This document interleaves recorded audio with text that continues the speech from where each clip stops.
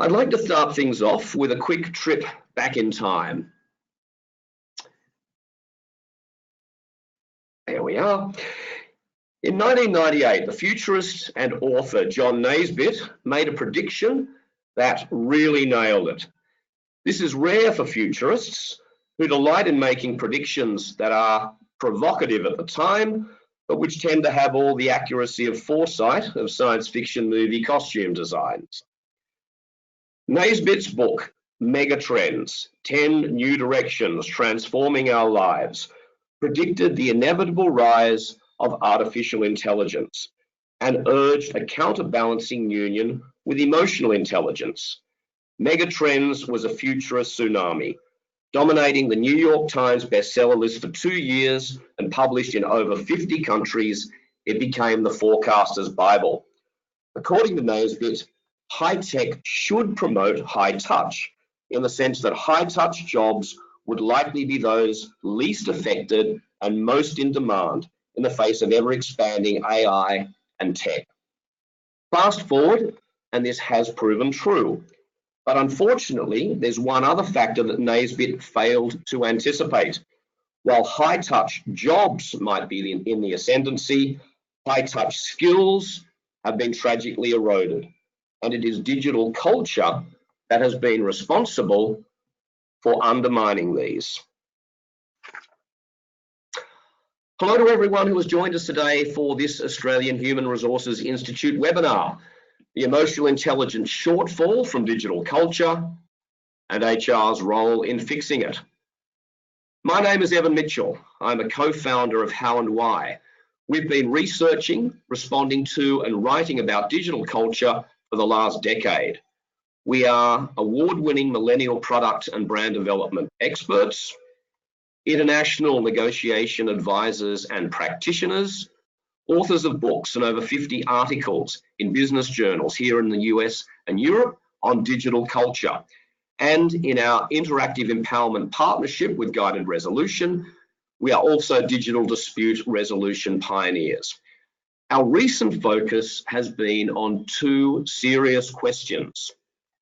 First of all, why digital culture has amplified workplace conflict while at the same time eroding the soft skills necessary to resolve this. And furthermore, what happens when organizations fail to act on this? Here are quotes from two of our most recent articles in the US, emphasizing the challenges that end invariably in HR's lap. First of them, the digital erosion of emotional intelligence. The opposite quote here, skills and capabilities of emotional intelligence are disappearing at the time when other digital developments have created their most urgent need.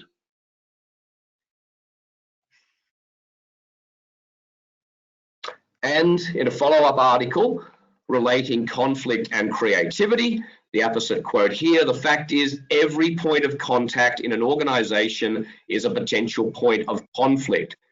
Digital culture has driven a wholesale shift towards an adversarial mindset. Now, it makes sense to begin by asking, what is digital culture? It is the saturation of professional and private life by high-tech, new media, and pervasive information.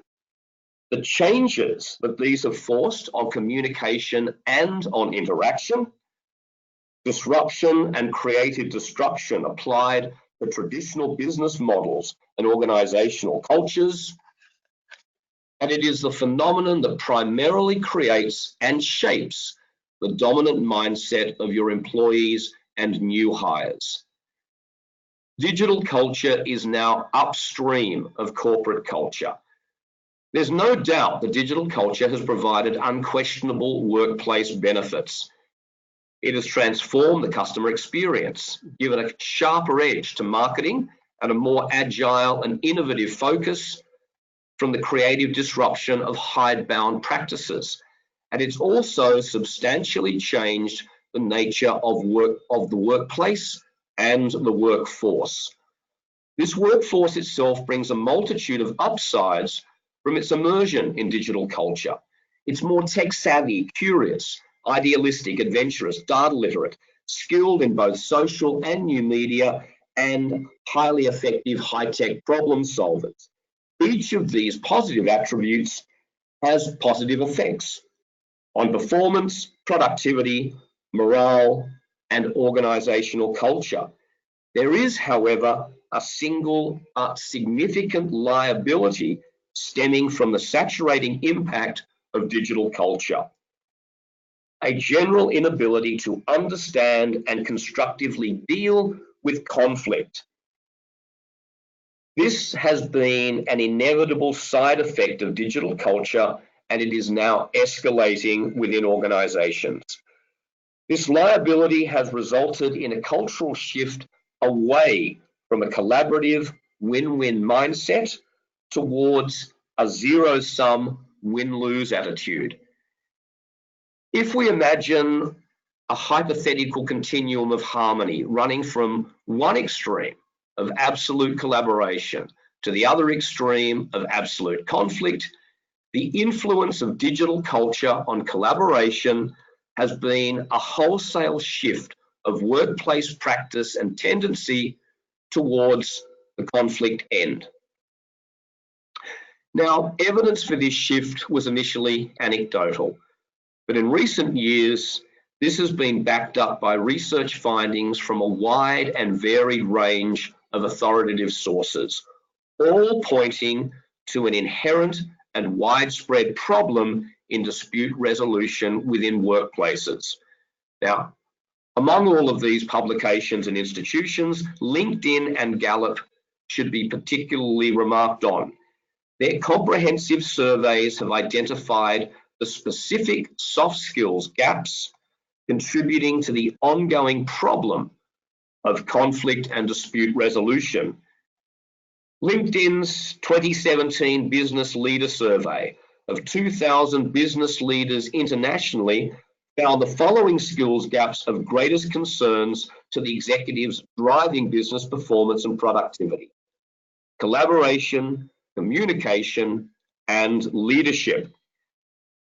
Following this up, LinkedIn's 2019 Global Talent Development Survey, over 5,000 talent development managers and specialists from 35 countries, revealed these skills gaps to be the most detrimental to the emergence and development of talent towards higher positions of responsibility and leadership.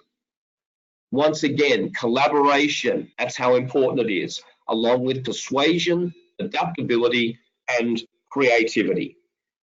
And the comprehensive 2017 Gallup State of the American Workplace Survey, with clear and obvious parallels to our own workplaces here in Australia, indicated that it was precisely these kinds of soft skills gaps within digital culture that directly contributed to significantly higher levels of employee disengagement and costly employee churn.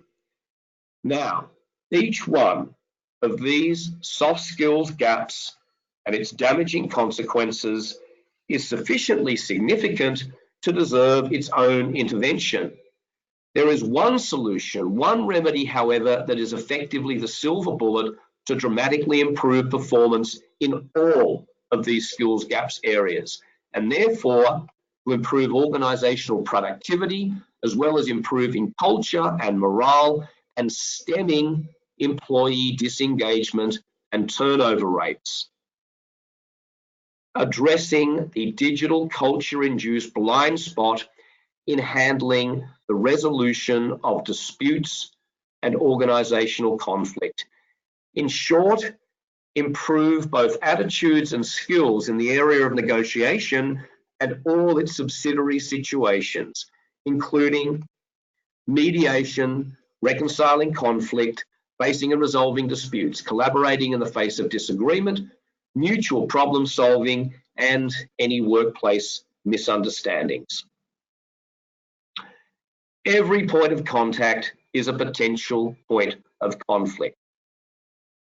Cross-functional team disagreements, performance reviews, outsourcing, task allocations, reallocation of assets, competing inter and intra-department priorities, contract renegotiations, management handling of employee grievances, let alone ongoing dealings with vendors and clients.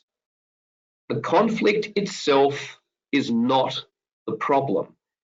Conflict is a given in any grouping of people, particularly one with the formal and informal dynamics of an organization. The real problem arises when individuals and teams fail to deal with conflict tactically and rationally. That's when we see the toxic effects on organizational relations, morale, engagement and retention, and culture. When organizations fail to deal with the culture-wide blind spot in conflict and dispute resolution, there are serious negative ramifications. Let's consider these one by one. Increased employee disengagement.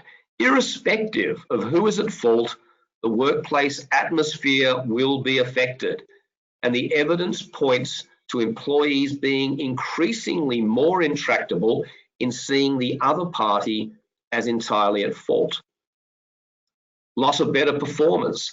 As the Gallup report reveals, they are more likely to leave than poorer performers, eroding the future potential of the organization.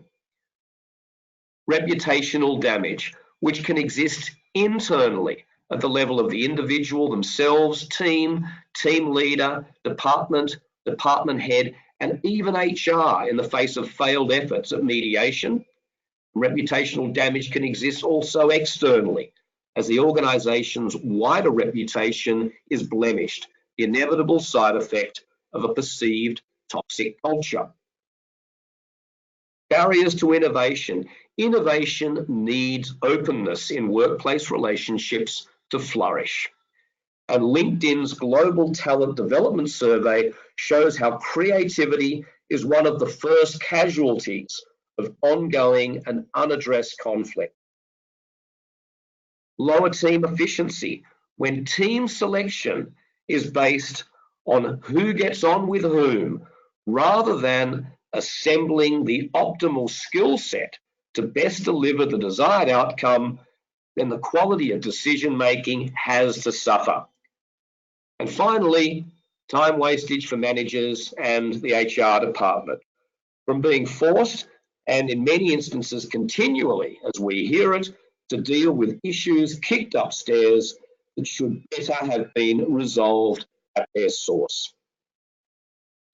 So, how did this all happen? Before we look forward into how this situation can be most effectively addressed and these damaging consequences avoided, it's valuable to look back to see how digital culture emerged to create the situation that it has. Digital culture came about from the emergence of 5 independent but intertwined dynamics. Educational, a shift in focus from achievement to self-esteem.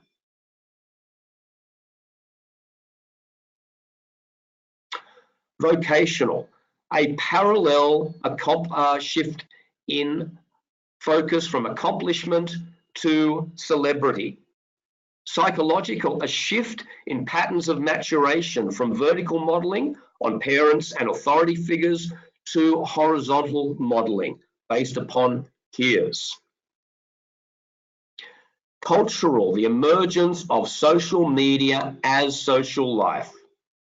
And finally, technological, ambiguity and confusion between users' sense of dependence on technology and technology's actual dependability. Now let's look at each of these dynamics in a little more detail, beginning with the educational dynamic, a shift in focus from achievement to self-esteem. Now, this was done for originally very noble reasons, but it erroneously reversed the causal connection between achievement and self-esteem. Educationalists now acknowledge their fault. As one professor of business admits, That's kind of backfired on us. It's led to a fixed mindset.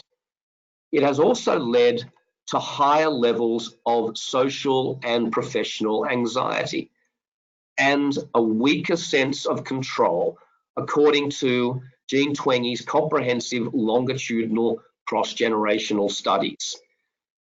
This has also, according to Harvard Law School, fostered a hide or harden mentality that sees individuals and teams initially attempt to avoid the problem for as long as possible, only allowing it to fester, and when it's finally unavoidable, doubling down on their own position, resistant to viewing things from any side but their own. The second dynamic, vocational, a shift in focus from accomplishment to celebrity. Image inflation via the newly minted phenomenon of celebrification is the antithesis of mutually responsible tactical efforts to reach agreement by first making the pie bigger in the sensible interests of then allowing for a greater sharing of these spoils. The psychological dynamic, a shift in patterns of influence away from authority figures towards peers. The replacement of vertical modelling based on authority figures with horizontal modelling based on peers and diagonal modelling based on celebrities and influencers has distorted the previously established patterns of slow and steady acquisition of negotiation instincts, which are now more and more frequently underdeveloped and often entirely undeveloped. The fourth dynamic, socio-cultural, the emergence of social media as social life. Social media is the ultimate zero-sum game. On the other hand, resolving disputes necessitates give and take from both parties. Social media, however, is digital Darwinism, read in tooth and claw, literally, quashing cooperative dynamics in the unceasing competition for likes, shares, followers, comments, reposts.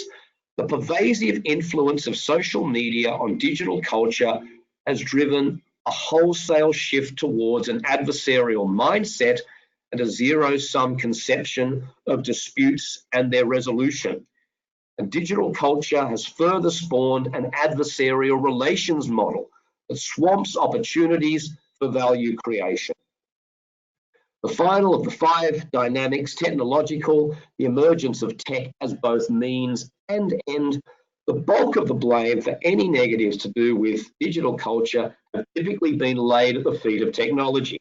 But tech has only really been the vehicle through which the other dynamics were able to spread more widely, more quickly. Tech, in effect, has been the vehicle for those other dynamics to go viral. These five dynamics created digital culture, and they created everything that stems from digital culture. Now, let's stress again, digital culture has brought undoubted benefits to organizations and to individuals, but this shouldn't blind us to a major proven downside, the diminishment of soft skills and the resulting deficiencies in conflict resolution capability in the workplace. Now, I'll quickly address a question that seems to have come in, confirm the presenter has agreed to share slides from the presentation when these and recording will be available. Many thanks back. The Australian Human Resources Institute will, I'm sure, make the information available to all of you participants post this webinar as to when the recording of the webinar will be available for you. Moving on to examine the key evidence, let's look more closely at the skills gaps involved, sharply identified in the two recent LinkedIn surveys. And we're going to take these skills gaps in the following order for reasons that are going to become apparent as we work through. Communication, collaboration. Collaboration, remember, prominent in both surveys as a concern both for business leaders and also for talent development specialists. Persuasion, creativity, adaptability, and leadership. Before we examine these, however, let's put the cart before the horse, so to speak, and look first of all at the resulting problems from these identified skills gaps, as the Gallup State of the Workplace report has laid them out. Employee disengagement leading to problems in employee retention as digital culture drives ever higher rates of turnover. Employee disengagement. Bain & Company and EIV Research late last year released figures from a study on the productivity impact of employee disengagement. They found that engaged employees provided up to 44% greater productivity. Analysing that number from the other direction, this means that disengaged employees provide relatively less than 70% productivity. That's a massive 30% black hole from disengagement, a black hole in commitment, attitude, performance and productivity, contribution to organizational culture, and perhaps most importantly, dedication to client needs. Engaged employees additionally provide the following performance benefits: 41% lower rates of absenteeism, higher rates of customer metrics, depending on business type, 10% higher for B2B and more than double that in B2C.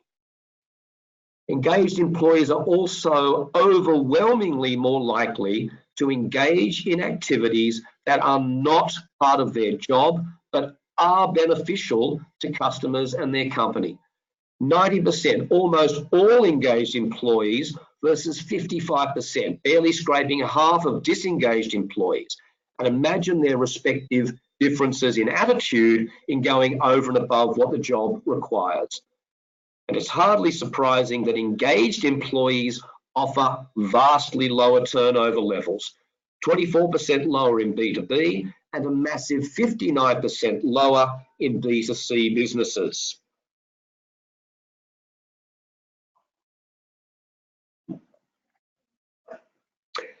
Turning from disengagement to what is so frequently a problem stemming from that disengagement, employee churn. It won't come as any surprise that high rates of turnover are bad for business in all sorts of ways, and the numbers tell just how bad.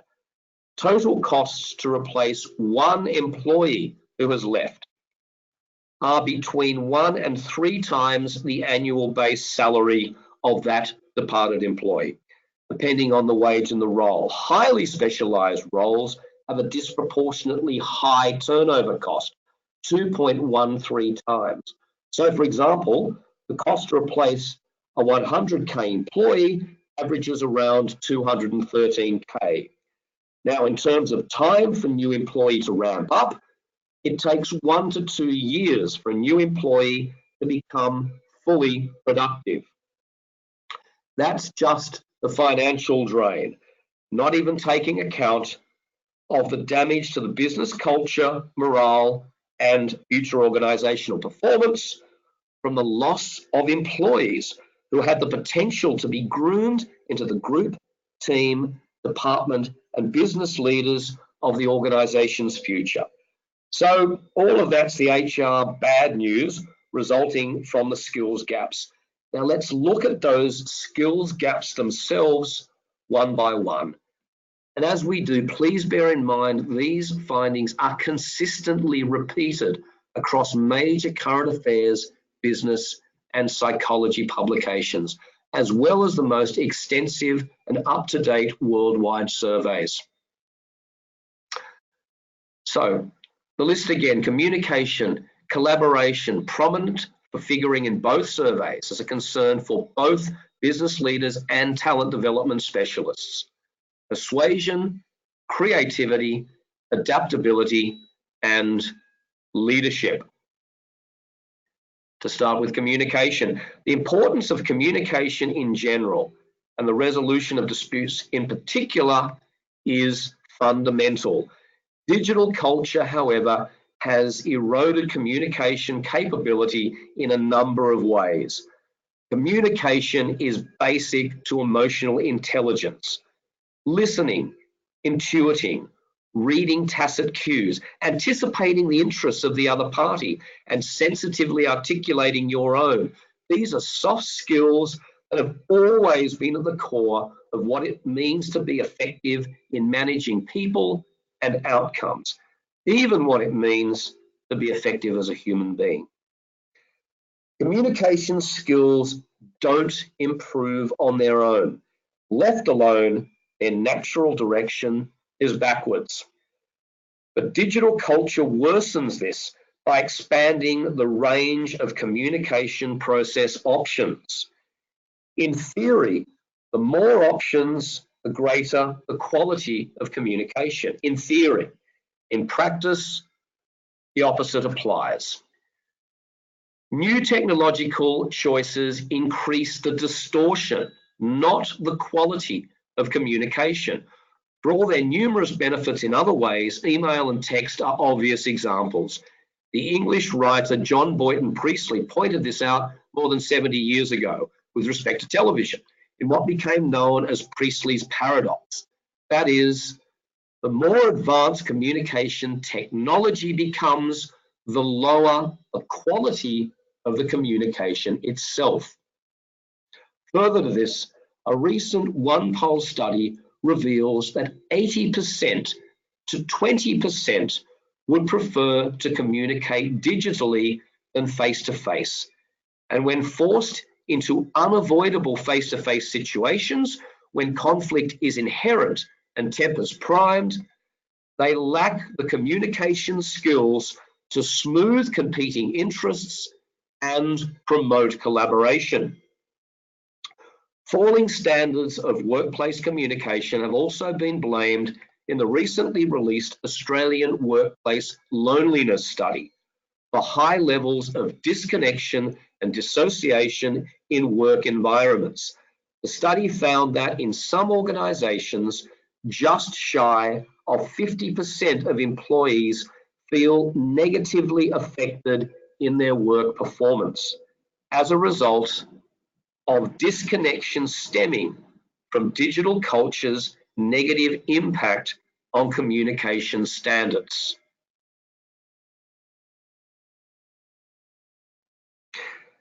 Collaboration. With ever flatter organisations and growing dependence on the high-functioning cross-functional teams that characterise modern organisations, the need is greater than ever for effective collaboration.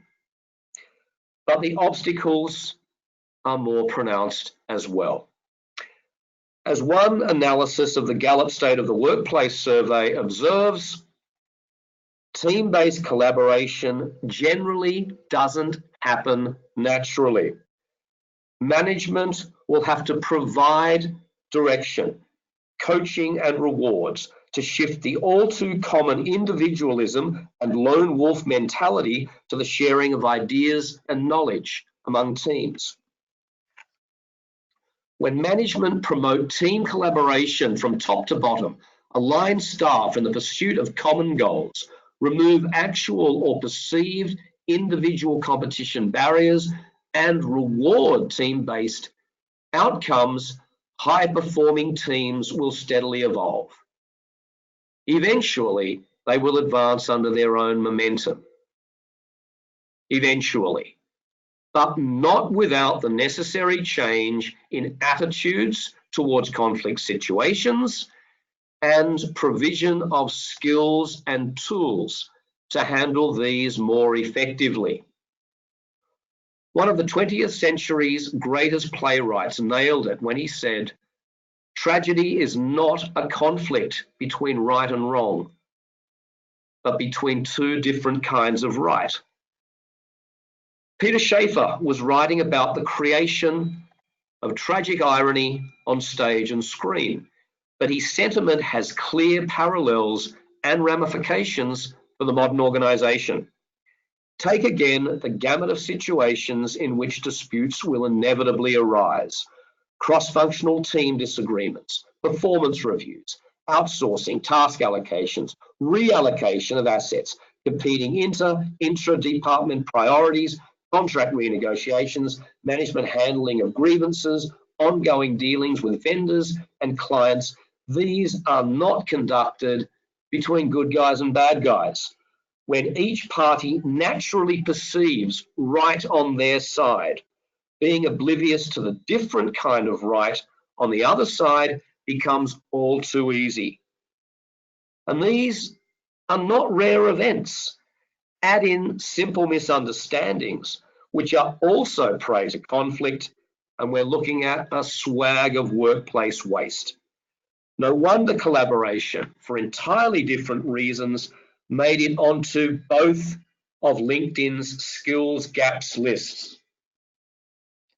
It's just that important, and problems in this area are just that damaging.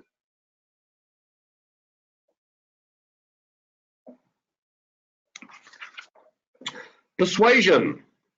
The negotiator's dilemma is at the core of effective conflict and dispute resolution. Simply put, it's the tension between cooperative efforts to create value in a negotiation and competitive efforts to claim your share of that value. Persuasion is what the second half is about.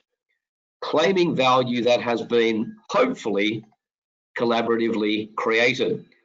Persuasion at its most sophisticated can involve subtle techniques such as symbolic concessions, language adaptation, and linking to claim. But at its heart, persuasion is an essential skill and a dangerous skills gap, for the very reason that conflict is so ubiquitous in organizations. To reiterate, every point of contact is a potential point of conflict. Now, there are times when employees need to hear no, and hear it in a way that will not exacerbate the tension inherent in the situation. Skills in persuasion are subsequently a must for any leader, and indeed for anyone involved in the dynamics of team decision-making and action-taking. Creativity. Fashion houses have always had to be nimble in ways that organizations have only more recently aimed to claim. Creativity comes from the conflict of ideas. This quote from the House of Versace, in a simple way, highlights the symbiotic relationship between two seeming opposites that is integral to success in the fashion industry. What of elsewhere? Conflict is talked about in organizations, but as a vexing, not a pressing issue. As the poor will always be with us, so it must be too with conflict. But that is quickly changing. Organizations and their HR departments are being more and more mugged by reality. When publications as influential and as diverse as Harvard Business Review, Harvard Law School Program, Chicago Tribune, Wall Street Journal, Forbes Magazine, Brain World, the Leadership Quarterly, the Chronicle of Higher Education, Gallup, LinkedIn, and a raft of psychological studies all point to increasingly persistent problems in interpersonal relationships and the handling of workplace conflict. It's time for everyone else to wake up.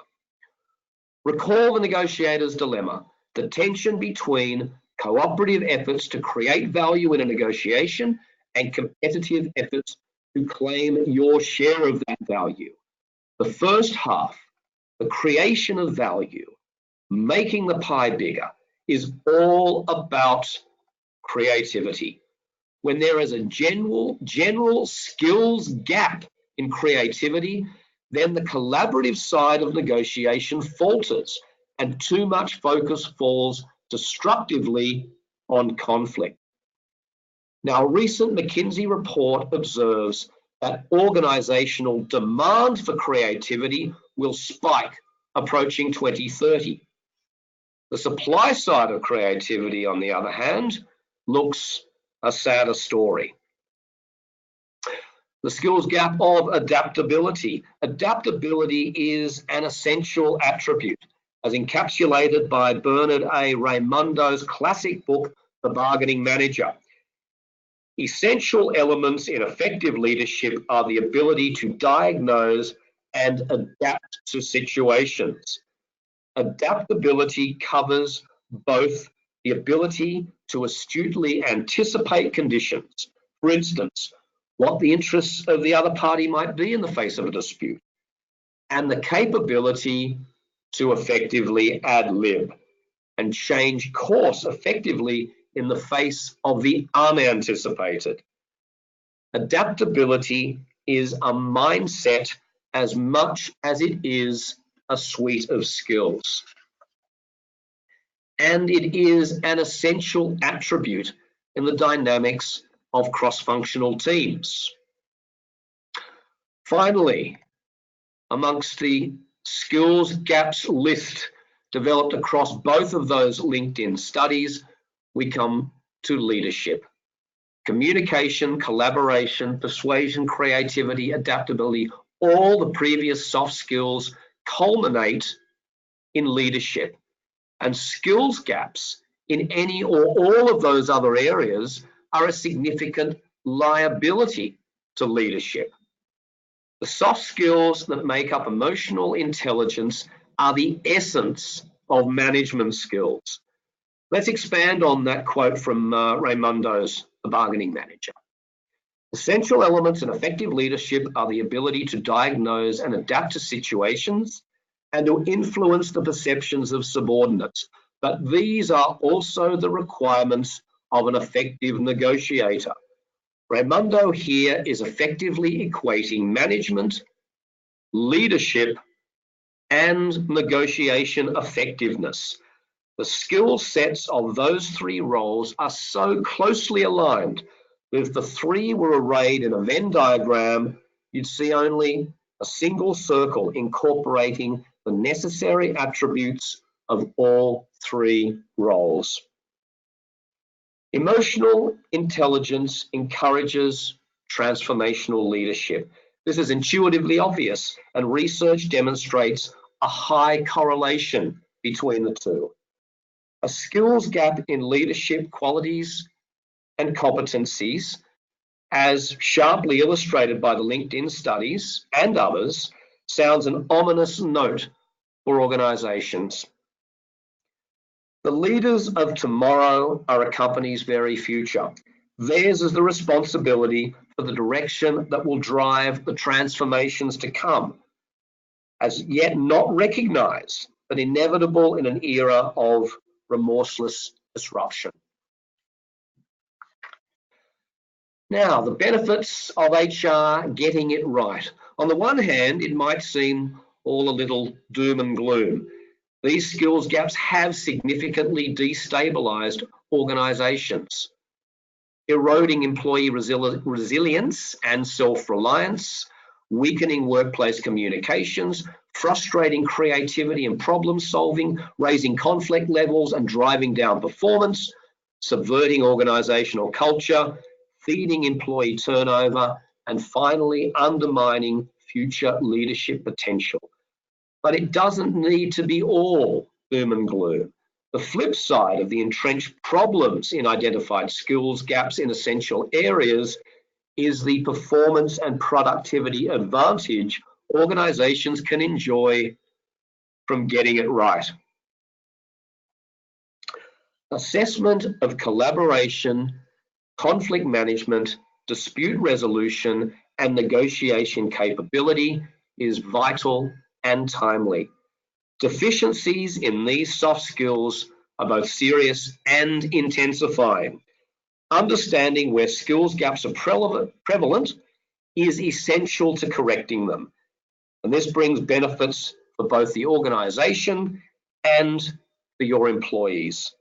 From the organization's perspective, benefits are reduced workplace tension, faster and less disruptive resolution of workplace disputes, more resilient staff, more highly engaged employees, a more stable workplace. a higher performing workplace, improve retention of those higher performing staff, stronger organisational culture, and a better quality pool of future leaders. As for the employee's point of view, the benefits from their side of things, a more empowering workplace environment, greater confidence in situations they've previously found testing and anxiety provoking, the satisfaction of being in control, which positively flows through into other competencies, clearer achievable career path, greater leadership potential, motivation towards greater workplace engagement, thereby improving also engagement of other employees around them. And finally, something of particular cultural value these days and highly sought by employees and highly appreciated when received from their employer, competencies that transfer from their professional to their personal lives. HR need to be able to gauge, monitor, and improve employee performance in the identified skills gaps areas by improving their attitudes and skills in conflict and dispute resolution. HR's responsibility of recruitment from within or outside warrants particular attention. The LinkedIn Global Talent Trends survey shone a very stark light on current recruitment practices and capabilities, especially in the light of the identified skills gaps and the general shortfall in negotiation and conflict dispute resolution abilities. And these cautionary points come on the heels of a recent observation by Harvard Business Review. Businesses have never done as much hiring as they do today. They've never spent as much money doing it,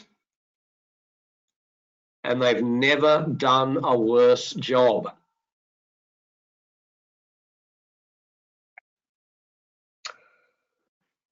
We began today's webinar with Naisbitt's logical directive that high tech should promote high touch, but instead the two have gone in opposite directions. Rather than encouraging high touch, digital culture as it's emerged has run interference on these soft skills, inadvertently driving them backwards.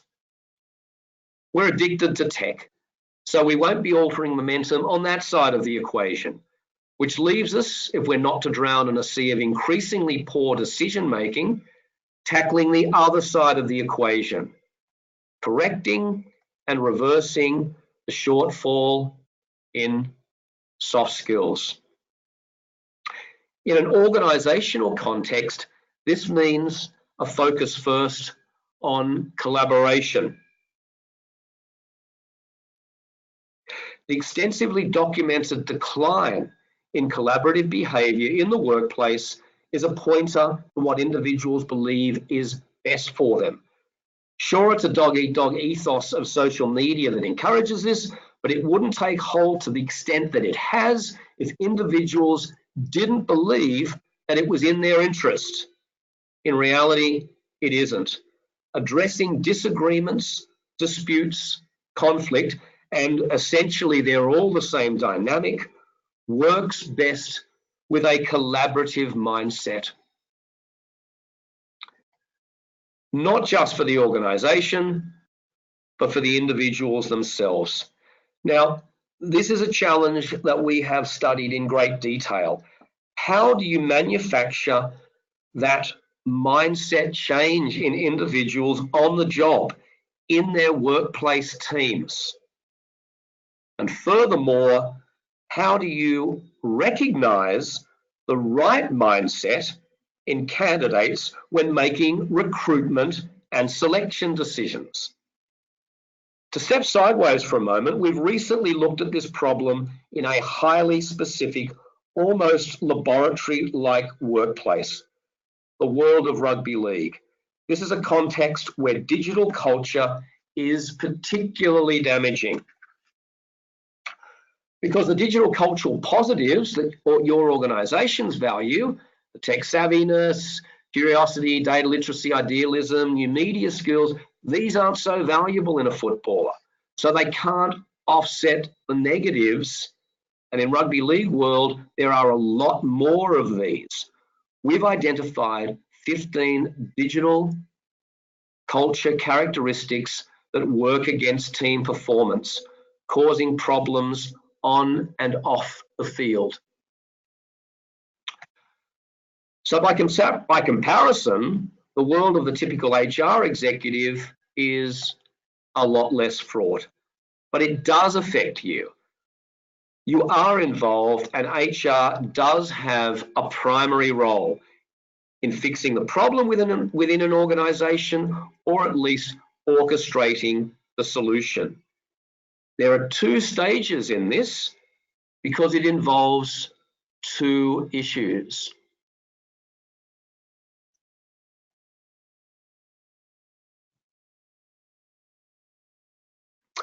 First of all, you need to establish the extent of the problem and where it is likely to prove most dangerous. To draw on our experience again, what works best here is a carefully constructed questionnaire that teases out the collaborative and non-collaborative tendencies. This is effective in two ways. It enables the organisation to establish a baseline it's comfortable with. And almost as important, it provides an employee self-analysis that contributes in itself to a mindset change. In responding to the questions and choosing which option they believe is best in each situation, they're picking up an understanding that collaborative behaviour does in fact work to their self-interest. The second stage is to give employees the skills and tactics to handle disputes and the conflicting views that cause them in a constructive and successful way. The key here is to ensure that the essential negotiation component of this is appropriate to organisational negotiations, not sales negotiations. There's a world of dangerous difference between the two. The problem I've addressed today is not going away. The organisational dynamics are not conducive to self-resolution.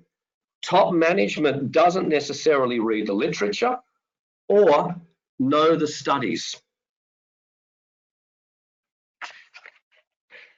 And they're far enough removed to not always experience or even see the pain points.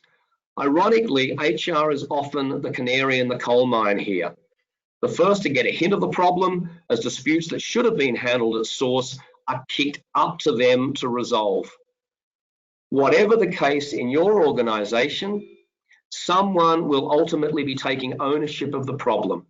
Better that it's HR, because no one else has the vantage point that will enable them to see all the moving parts, nor the intimate knowledge of the steps that need to be taken. That's the end of the formal presentation of today's AHRI webinar, the Emotional Intelligence Shortfall from Digital Culture and HR's role in fixing it. Before we move on to the formal Q&A part of today's webinar, I'd like anyone listening to feel free, if other questions occur to you later on, to get in contact with me, however you like, and my colleagues and I will get back to you with a response.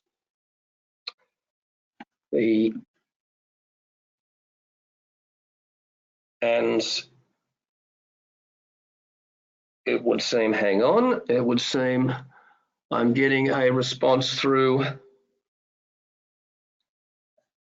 at my email here. You can use the question function on the webinar platform. Okay, from Ross, you say that every point of contact is a potential point of conflict. Indeed, we do say that. Aren't you confusing conflict here with dispute? Okay, that's a very worthwhile question, because too often there are misunderstandings in this area that come about from semantic distinctions that aren't truly conceptual distinctions. It's not the case that conflict is something serious and that a dispute is something less so. They're essentially the same dynamic. A dispute is driven by opposing ideas, opposing beliefs, opposing viewpoints. That opposition is the source of conflict, and conflict is at its most dangerous when it is left unexpressed. Any of you who've ever worked in a sales circumstance would know that the worst objections you can face are those objections that have not been voiced by the person you're attempting to sell to. Unvoiced, you're unable to deal with them. A dispute is the result of conflict that has surfaced and been expressed in a specific context. The more individuals are thrown into contact within an organisation, the greater the chance of conflict arising. And we hold very strongly to the fact that conflict within teams in an organisation, between departments within an organisation, is inevitable. The conflict itself is not the problem, and frequently conflict can be the vehicle for creativity. But conflict in those instances is inevitable in the face of different priorities that different individuals within a cross-functional team or the different departments are going to have. Those conflicts are inevitably going to arise. Once they do arise, once it even seems that conflict has arisen, once that toothpaste out of the tube, it's not going back in. It needs necessarily to be resolved before a constructive outcome can be driven from the situation, which is fine as long as the individuals understand how to go about that. And better still, as long as they recognise that conflict is not something to be avoided and certainly not something to be ignored, because it will simply fester and create worse problems down the line, but that the conflict as it exists, so long as it is not allowed to be personal, and in a personal conflict is the opportunity to add value. Now, how you go about that, in our experience, involves three things. First of all, it involves having the right mindset, the recognition that conflicts and disputes, whatever you prefer to call them within your own organisation, can only be successfully resolved by collaboration. That's why the evidence of significant weakening of soft skills has been the focus of today's webinar, and particularly the weakening of the soft skill of collaboration, as highlighted by LinkedIn's two most significant surveys of recent time, their business leader and their talent development survey, is so worrying because it's akin to an organisational toxin. It's a toxin that needs to be addressed, and by starting to identify the extent of it, which involves having a measure of it. So mindset, the right attitude towards conflict is first of all the first essential requirement in overcoming conflict. The second requirement is having the knowledge and skills to address that conflict tactically. This tactics here mean not only knowing how to build that value, not only knowing how to make the cake bigger, to ensure that there are greater spoils all round for all parties to share at the end of the negotiation, but also how to legitimately share it in the interests of both parties. And finally, it's valuable for individuals within an organisation, particularly those individuals who are not by their role professional negotiators, but do increasingly, because of their participation in cross-functional teams, have the negotiation role more and more thrust upon them to have a simple process that they can confidently follow. So mindset, skills, process. They're the three requirements to ensure that your staff are better able to improve how they're able to negotiate, how they're able to handle conflict and disputes within any of the conflict or dispute situations that they face. And as with the laundry list of potential circumstances we've discussed in a number of occasions through this webinar, there are a multitude of points of contact, and every point of contact is a potential point of conflict.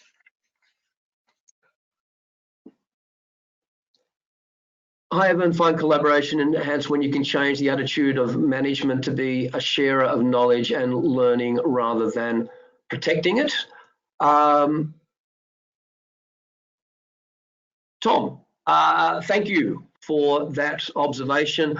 We would absolutely agree with you. We think that this really has to be something driven by management, and something for that reason why that HR is in the ideal position to be able to oversee. HR has the direct contact with all the stakeholders. HR is also closer to those pain points and to recognising those pain points. I suppose that in this instance of Tony's question, the conflict can run up and down with an organisation as much as it can run side to side, and the dynamics for ensuring that the outcome that results from that conflict is as creative as possible, as beneficial as possible, also boils down to HR ensuring that within their organisation, the slip in soft skills and emotional intelligence is being addressed in ways where it's not being as well addressed across the board in organisations. There don't seem to be any more questions kicking in, and that's fine. I hope all of you have found today's webinar topic beneficial to you. And as I indicated before the Q&A session, any of you who have questions that occur to you post this session, you're more than welcome to get in contact with me, and I will make sure that I come back to you with my response to any of your queries. I wish you the best for the rest of your day. Thank you very much for your participation today, and I hope you enjoy your involvement in any other AHRI webinars that you're involved in. Thank you so much.